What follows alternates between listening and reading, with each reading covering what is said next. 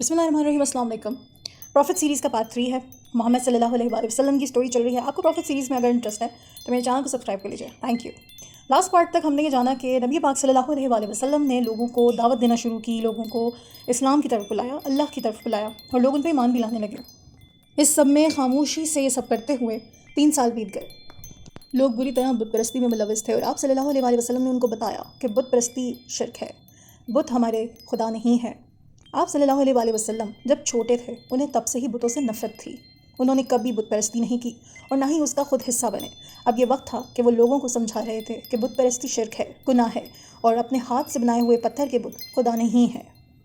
3 years کا struggle تھا. 3 years کا 3 سال بہت ہوتے ہیں. بٹ ان کے فالوورز کتنے تھے؟ اونلی 30 لوگ ان کے فالوورز تھے. 30 لوگ ایسے تھے جو ان کی بات کو سمجھ پائے تھے، جو وہ سمجھا رہے تھے. ان کے کچھ ساتھی تھے جو ان کی پاکیزگی پر سوالیہ نشان، انگلیاں اٹھانے لگے تھے، کیونکہ وہ بہت زیادہ چڑچڑا گئے تھے ان سب چیزوں سے کہ ایمان لانا ہے، ان کی بات سنی ہے. تو شیطان کے ٹراپ میں ان کے ساتھی بھی اب پھنس گئے تھے، اور جو دشمن تھے انہوں نے حضور پاک صلی اللہ علیہ وسلم کے خلاف سازشیں شروع کر دی تھیں، کیونکہ ظاہر ہے مردود نے کہیں نہ کہیں تو اپنا جال بچھانا ہے، اور آدم کی اولاد کے راستے میں وہ نہ آئے. ایسا کیسے پاسبل ہے؟ اب وہ لوگ جو ڈفرینٹ کاسٹ کے، ڈفرینٹ فیملیز کے، ڈفرینٹ قبیلے سے بلانگ کرتے تھے اور آپ صلی اللہ علیہ وآلہ وسلم کو فالو کرنے لگے تھے، تو دشمنوں نے یہ ساتھ بیٹھ کے کانسپریسی کی، سازش کی کہ بھائی ہر خاندان کو خود ہی جو ہے نا لوگوں کو آپ صلی اللہ علیہ وآلہ وسلم کو فالو کرنے سے روکنا ہوگا کہ وہ محمد کے فالوورز نہ بنیں. تو انہوں نے کانسپریسی کی. اس کے بعد انہوں نے اس پہ عمل درآمد ایسے کیا کہ جو لوگ، جن کے گھروں میں ایسے لوگ پائے جاتے تھے جو محمد صلی اللہ علیہ وآلہ وسلم کے فالوورز تھے، انہوں نے ان کو مارا، پیٹا، قید میں ڈال دیا. یہ ساری سزائیں دینا شروع کیں تاکہ لوگوں میں خوف بیٹھے اور لوگ محمد کی طرف نہ جائیں. تو یہ تھا ان کا جو پورا جال انہوں نے بچھایا تھا، سازش کی تھی. وہ تمام لوگ جو محمد صلی اللہ علیہ وآلہ وسلم کے دین پہ ایمان رکھتے تھے، جو محمد صلی اللہ علیہ وآلہ وسلم کے فالوورز تھے، ان کا برا حال کر دیا گیا تھا. اب محمد صلی اللہ علیہ وآلہ وسلم کیسے محفوظ تھے؟ کیونکہ وہ ابو طالب اور ابو بکر صدیق کی حفاظت میں تھے، انہیں ان کی حفاظت مل رہی تھی. تو کسی کی اتنی ہمت نہیں تھی کہ محمد صلی اللہ علیہ وآلہ وسلم پہ نعوذ باللہ ہاتھ اٹھائے. اب جو کافر تھے، اسلام دشمن تھے، انہوں نے سوچا کہ محمد کو اپنی بت پرستی کی طرف لانا چاہیے، ان کو بتوں سے امپریس کرنا چاہیے. وہ چاہتے تھے کہ محمد صلی اللہ علیہ وآلہ وسلم ان کے جو دھرم ہے، ان کے جو دین ہے، بتوں کو ماننا، اس میں شرکت کرنا شروع کر دیں، اس میں شریک ہو جائیں وہ، اور اسلام کا بول بالا نہ کریں. تو انہوں نے عتبہ بن رابعہ کو محمد صلی اللہ علیہ وآلہ وسلم کے پاس بھیجا. عتبہ نے محمد صلی اللہ علیہ وآلہ وسلم سے کہا، میرے بھائی کے بیٹے، آپ نے ہمارے دین کی مخالفت کی ہے، مزاحمت کی ہے، میں یہاں آپ کو ایک ایڈوائس کرنے آیا ہوں. نبی پاک صلی اللہ علیہ وآلہ وسلم نے کہا، عتبہ میں سن رہا ہوں. عتبہ نے کہا، اگر آپ دولت، شہرت اور مال کی چاہ رکھتے ہیں تو ہمارے پاس جو بھی مال ہے اس میں سب سے بڑا حصہ ہم آپ کو دے دیں گے.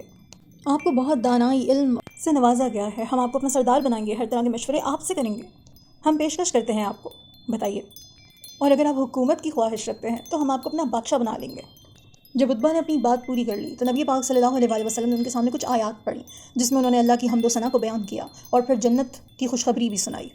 نبی پاک صلی اللہ علیہ وآلہ وسلم نے انہیں قوم سمود کے بارے میں بتایا، قوم عاد کے بارے میں بتایا کہ ان لوگوں کا حال کیا ہوا تھا. نبی پاک صلی اللہ علیہ وآلہ وسلم نے تلاوت مکمل کر کے عتبہ سے کہا کہ یہ آپ کی پیشکش کا جواب ہے. اب آپ بتائیے کہ آپ کو سب سے زیادہ اچھا کیا لگتا ہے؟ اب جب پیسے، مال اور دولت سے محمد صلی اللہ علیہ وآلہ وسلم کا دشمن کچھ بھی نہ بگاڑ سکے، تو انہوں نے ان کے چچا سے کہا کہ انہیں بیانات دینے سے روکیں، یہ جگہ جگہ اپنے اسلام کا بیان نہ دیں. ان کے چچا سے بات کی گئی. ان کے چچا نے ان کو سمجھایا کہ وہ یہ بیانات نہ دیں، کیونکہ وہ جانتے تھے کہ ان کی جان کو خطرہ ہے. محمد صلی اللہ علیہ وآلہ وسلم نے اپنے چچا سے فرمایا، اگر میرے ایک ہاتھ پہ چاند اور ایک ہاتھ پہ سورج رکھ دیا جائے تب بھی میں بیان دینے سے نہیں رکوں گا. اب لوگوں پر ظلم اور زیادتی بڑھ گئی تھی، کیونکہ لوگوں کو اسلام سے روکنا تھا تو ان پر ظلم و ستم کیے جا رہے تھے. اس وقت ایک راجہ بہت مشہور تھا، اور آپ صلی اللہ علیہ وسلم نے اس کی مہمان نوازی، ثقافت وغیرہ کے بارے میں بہت سنا تھا کہ وہ ایک اچھا انسان ہے. تو لوگوں کو وہاں پر منتقل کرنا اب کیا جانے لگا کہ وہ جو ظلم اور ستم ہو رہا ہے اس سے بچنے کے لیے وہاں اس بادشاہ کے جو ملک ہے وہاں جا کے وہ ہجرت کر لیں. تو یہ ہے وہ پہلی ہجرت جو اسلام میں ہوئی. 15 خاندان اس طرح سے ہجرت کر گئے. بادشاہ سے مسلمانوں کو بہت اچھا استقبال ملا. باقی کے لوگ بھی اب ان کے پیچھے آنے لگے، کیونکہ وہ مکہ کے بت پرستوں سے بے حد پریشان تھے، ان کے ظلم و ستم سے بہت پریشان تھے. بڑھتے بڑھتے وہ جو 30 لوگ تھے ان کی تعداد اب 100 ہو گئی تھی، اور جو بت پرست تھے، جو کانسپریسی کر رہے تھے محمد صلی اللہ علیہ وسلم کے خلاف، وہ آگ بگولا ہو گئے. اب وہ جو ناراض لوگ تھے انہوں نے سوچا کہ بھئی بادشاہ کے پاس چلتے ہیں، اور جو لوگ یہاں سے بھگوڑے بھاگے ہیں نا ان کو واپس لے کے آتے ہیں. چلے گئے بادشاہ کے دربار میں. اب شیطان نے ان کے دماغ میں یہ ڈال دیا تھا کہ جاؤ لوگوں کو لے کر آؤ، ظلم و ستم تو نہیں لوگوں پہ کرنا تھا نا. اور اسلام پھیلنے نہیں دینا تھا. تو گئے اب بادشاہ کے دربار میں, کہا کہ بھائی ان بگوڑوں کو بلائیں, کہاں ہیں وہ, کہاں چلے گئے, ان کو یہاں پیش کریں, ان کو ہمارے حوالے کریں. وہ عیسائی بادشاہ تھا جس کے پاس وہ ٹھہرے تھے سارے نا. تو اب جب بادشاہ نے ان کو بلایا اور کہا کہ بھائی یہ کیا معاملہ ہے, تو ان میں سے لوگوں نے کہا کہ ہمارے پاس کوئی قانون نہیں تھا, ہم بت پرست تھے اور گناہ میں ملوث تھے. پھر اللہ نے اپنے ایک نبی کو بھیجا جنہوں نے ہمیں اللہ کے بارے میں بتایا, ہمیں اچھی بری تعلیمات دی, ہم نے بت پرستی چھوڑ دی اور ہم نے اللہ کو اپنا رب مانا.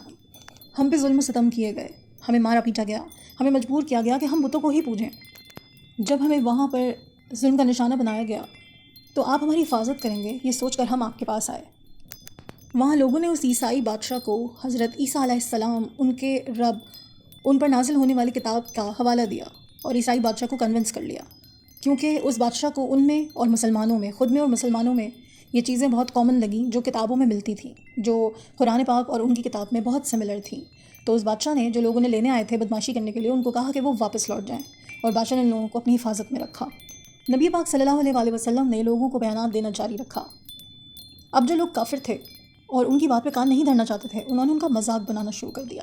ان پر طنز طانے کرنا, طرح طرح کا مذاق بنانا, ہنسی ٹھٹا کرنا, یہ سب کرتے تھے. لوگوں نے کہا کہ اگر تم سچے نبی ہو تو پھر ہمیں کوئی کرشمہ کر کے دکھاؤ, کوئی معجزہ کر کے دکھاؤ. نبی پاک صلی اللہ علیہ وسلم نے کہا کہ اللہ نے مجھے معجزہ کرنے کے لیے نہیں بھیجا ہے, آپ لوگوں کی ہدایت کے لیے بھیجا ہے. مگر بت پرست محمد صلی اللہ علیہ وسلم کی بات سننے کو تیار نہیں تھے. انہوں نے کلیئرلی کہہ دیا تھا کہ ہمیں کوئی معجزہ دکھائیں, کوئی نشانی دیں, کہ ہم کیوں آپ کے پر بھروسہ کریں, ورنہ تو آپ ہم سے بات نہ ہی کریں. لوگوں نے کہا کہ جیسے پچھلے پیغمبروں نے, پچھلے انبیاء کرام نے اپنی قوم کے لیے معجزہ کر کے دکھائے, آپ کیوں نہیں اپنی لوگوں کے لیے معجزہ کر کے دکھا رہے. تو نبی پاک صلی اللہ علیہ وسلم نے کہا انہوں نے معجزے ضرور کر کے دکھائے, لیکن قوم پھر بھی ایمان نہ لائی. معجزے کر کے دکھا دیے جاتے ہیں لیکن لوگ ایمان نہیں لاتے. لوگ مطالبات کرتے رہے, مگر محمد صلی اللہ علیہ وسلم لوگوں کو یہی جواب دیتے رہے. اب کچھ ٹائم کے بعد کافر بت پرست دوبارہ سے ابو طالب کے پاس گئے اور ان سے مطالبہ کیا کہ وہ اپنے بھتیجے کو چھوڑ دیں, مگر ابو طالب نے ایسا کرنے سے انکار کیا اور انہوں نے محمد صلی اللہ علیہ وسلم کی پروٹیکشن کو ترجیح دی. تو پارٹ 3 تک اتنا ہی. نیکسٹ پارٹ میں ہم باقی کا واقعہ جانیں گے. ویڈیو اچھی لگی ہے تو لائک کریں, چینل کو سبسکرائب کریں. اللہ نے کے بعد